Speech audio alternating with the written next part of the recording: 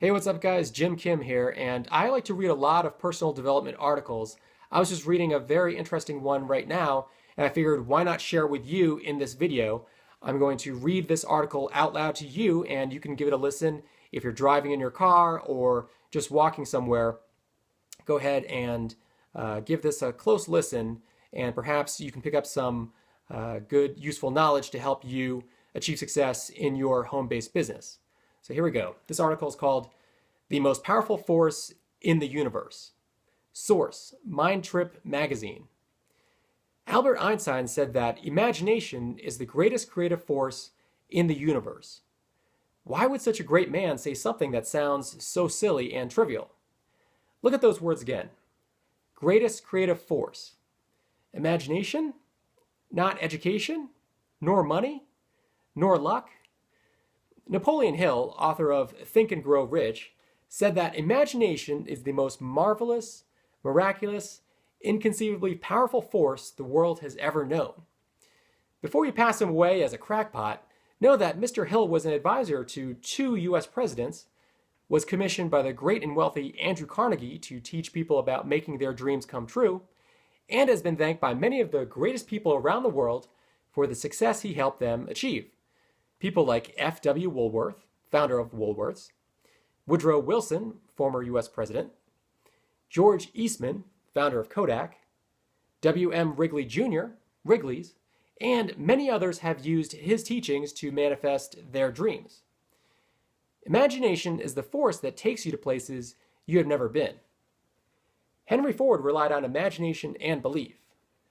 Walt Disney said that had he not seen Disneyland in his mind, the rest of the world would not have seen it on Earth.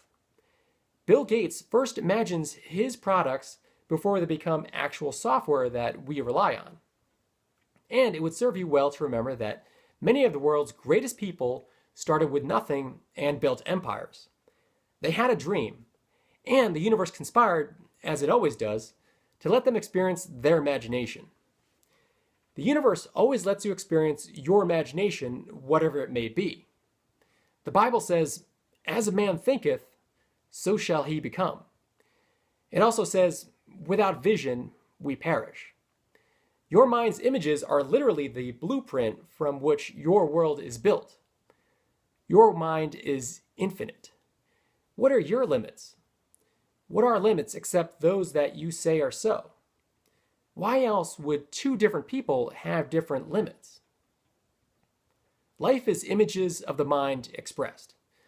What this means is that life, the source, uses your thoughts, your mental images, as the instructions by which to create your reality in the material world. Life expresses your mental images into physical reality. To express is to make known, to state, articulate, communicate, convey.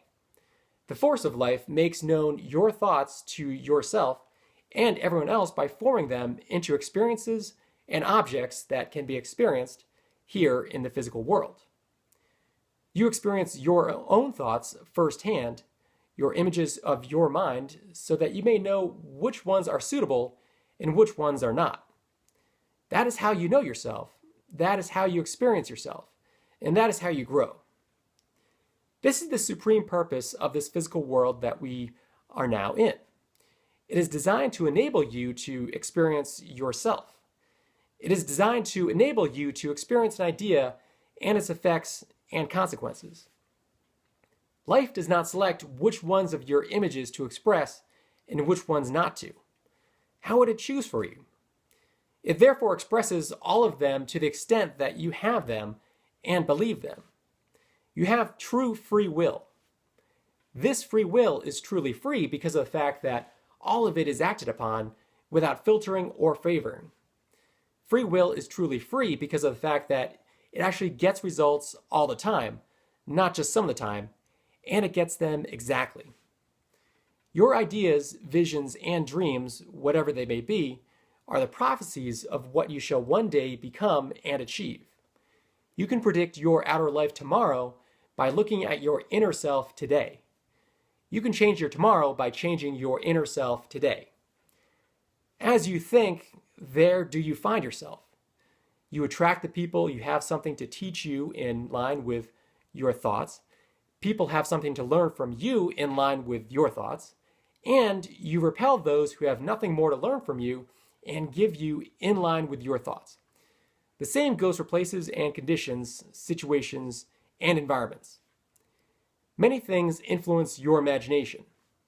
Past fears, desires, poor mental training, lack of awareness, subpersonalities, lack of goals, and many much more. But anything that influences your imagination is under your control. You can stop it simply by becoming aware of it and releasing it. And this is where awareness, consciousness, comes in as the key to clearing your mind of the debris that brings suffering to you and sabotages your success. I hope you enjoyed this article, and if you have any questions, please leave them in the comments below. I will also include a link to this article so that you can read it yourself, and I will see you next time. Thanks.